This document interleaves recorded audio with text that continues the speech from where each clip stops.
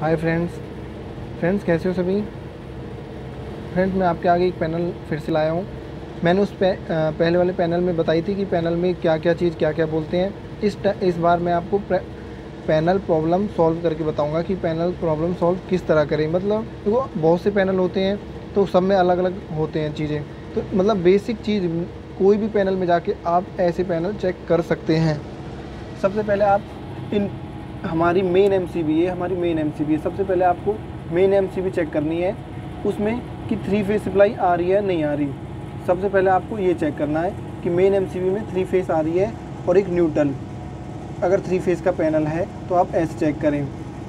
फिर जो आउटपुट निकल रही है हमारी, आउटपुट निकल के इस वाले कनेक्टर पे आ रही है, इस वाले कनेक्टर पे। तो कनेक्टर तक देखें कि कनेक्टर पे आ रही है, 220 नहीं आ रही। फिर कनेक्टर से होते हुए वायरिंग, अगर आपको वायरिंग भी करनी है पैनल की तो इस तरह आप पैनल की एक वायरिंग कर सकते हैं। पहले मेन एमसीबी में से, फिर मेन से आप कनेक्टर में ले आए। कनेक्टर से होते हुए आपने एक सबसे ऊपर दिख रहा है ये, इनमें डिवाइड कर दी। देखो ये आपको दिख रहा होगा लूप लग रहे हैं, वाई वायर के, आर वायर के और ब्लू वायर के। मतलब ये एक लूप दे दिए और हमने एक डिस्ट्रीब्यूशन बोर्ड की तरह एक हमने बांट दिया। अब हमने ये बांटा क्यों?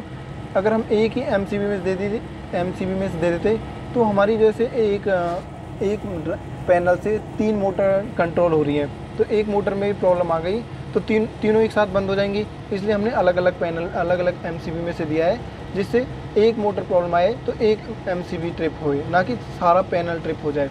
इसलिए हम डिस्ट्रीब्यूशन की तरह इस बोर्ड में बांट देते हैं।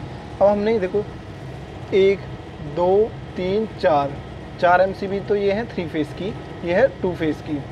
अब 2 फेज़ की ये एमसीबी है, अब ये 4 है। देखो हमारे इस पैनल में 3 ड्राइव लगी हुई है, 1 ड्राइव 2 3 और चौथी एमसीबी एक सिंगल कॉन्टैक्टर को होल्ड करती है। यानी जो इन एमसीबी में से आउटपुट निकला, अगर जैसे आपकी कोई मोटर नहीं चल रही, सबसे पहले तो आप यहीं चेक कर लें कि आपकी 3 फेज़ का अगर है तो 440 वोल्टेज आपकी पूरी आ रही है, मतलब सारे वायरों में 220 पूरी कंप्लीट हो रही है नहीं हो रही। तो आउटपुट निकलेगी। आउटपुट निकल के सबसे पहले देखो मेन वाला जो एमसीबी में से वो हमारी एक ड्राइव में चला गया, फिर दूसरी एमसीबी में से दूसरी ड्राइव में, फिर तीसरी ड्राइव में और चौथी वाला हमारा कॉन्टैक्टर में। आपको मैं प्रूव करके दिखाता हूँ। देखो आपको ये 26 27 नंबर 28 दिख रहे होंगे, ये आउटपुट निकल रही है और ये हमारे कॉन्टैक्टर में 26 27 28। ये देखो, इससे हम पता लगा सकते हैं कि ये इनपुट है और आउटपुट निकलेगी, वो जाएगी मोटर पे। ये मतलब हमारा फेस हमारा कंटिन्यू आता ही रहेगा। ये देखो मैं आपको दिखा देता हूँ, इनपुट में इनपुट हमेशा ऑन रहेगी आपकी, आउटपुट हमेशा कंट्रोलिंग से निकलेगी, वो हम HMI और PLC निकालती है हमारी।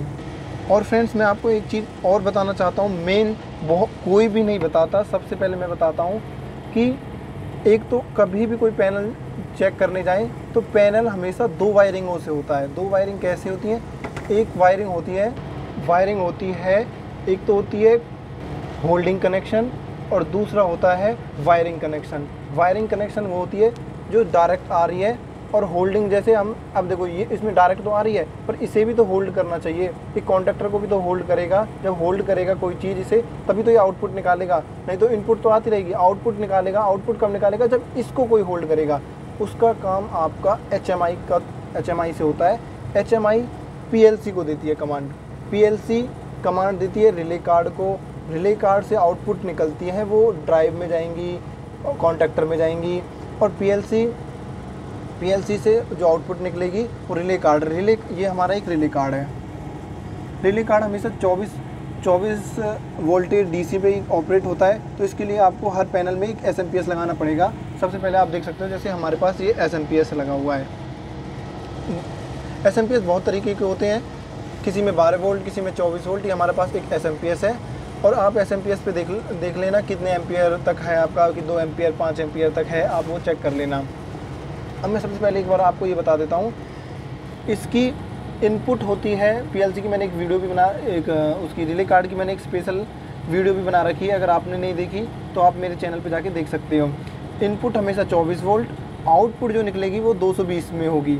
मतलब आउटपुट पहले इन्हें 220 दे रखी होगी और आपको जैसे ही एक रिले ऑन होगी 24 वोल्ट उसमें आएगी PLC के थ्रू, तो वो आउटपुट निकालेगी एक कॉन्टैक्टर को, और कॉन्टैक्टर एक होल्ड होगा। कॉन्टैक्टर होल्ड होने के बाद आउटपुट निकालेगा।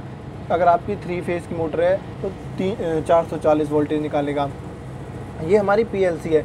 अगर आपको मैं अब एक बार प्रॉब्लम और बता देता हूँ कि प्रॉब्लम किस तरह चेक करें अगर आपके पास कोई प्रॉब्लम आ गई है।